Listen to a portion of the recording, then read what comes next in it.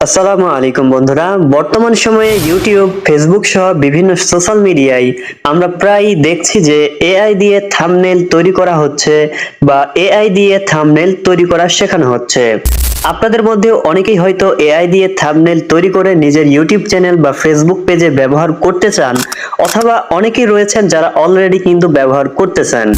কিন্তু অনেকের মনেই একটা প্রশ্ন, আমরা যে এআই দিয়ে থাম্বনেইল বানাচ্ছি, আমাদের চ্যানেলে বা ফেসবুক পেজে ব্যবহার করতেছি, এটা কি আমাদের চ্যানেলের জন্য কোনো সমস্যা তৈরি করবে কিনা, ভবিষ্যতে আমাদের মনিটাইজেশনে কোনো ঝামেলা হবে কিনা।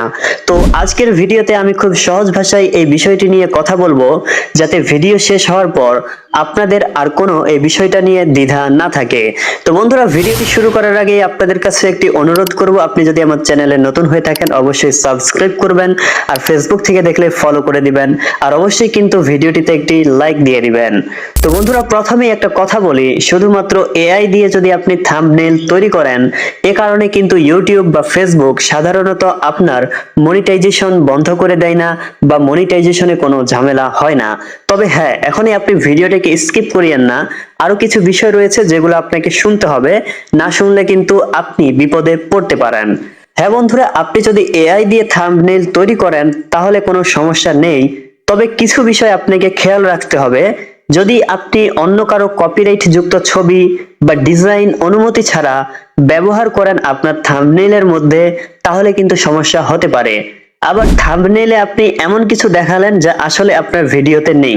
অনেকে রয়েছে, দেখবেন থাম্বনেইলে একটা বিষয় বলতেছে কিন্তু ভিডিওতে আসলে ওই বিষয়টাকে দেখায় না। তো এরকম যদি হয়ে থাকে তাহলে আপনার দর্শক বিভ্রান্তর মধ্যে পড়তে পারে, আর এটা কিন্তু আপনার চ্যানেলের জন্য কিন্তু সমস্যা হতে পারে। কিন্তু আপনি যদি শুধুমাত্র এআই ব্যবহার করে নিজের জন্য একটি ইউনিক থাম্বনেইল তৈরি করেন, তাহলে সাধারণত এটা নিয়ে ভয় পাওয়ার কোনো কারণ নেই। কারণ আপনি যখন একটা থাম্বনেইলকে এআই এর সাহায্যে নিজে তৈরি করবেন, তখন এখানে আপনার নিজের পছন্দ মতো ডিজাইন দেওয়া থাকবে, সেখানে আপনার নিজের ইচ্ছা মতো নিজের একটা ছবি দেওয়া থাকবে। মানে সবকিছুই কিন্তু আপনি নিজে করতেছেন, এমনটা কিন্তু না যে আপনি অন্যের একটা থাম্বনেইল একেবারে কপি করে আপনার ভিডিওতে ব্যবহার করলেন। তাহলে বন্ধুরা, সংক্ষেপে এটাই বলা যায়, এআই দিয়ে নিজের থাম্বনেইল বানানো এটা আসলে কোনো সমস্যা নয়। আসল বিষয় হলো আপনি সেটাকে কিভাবে ব্যবহার করছেন।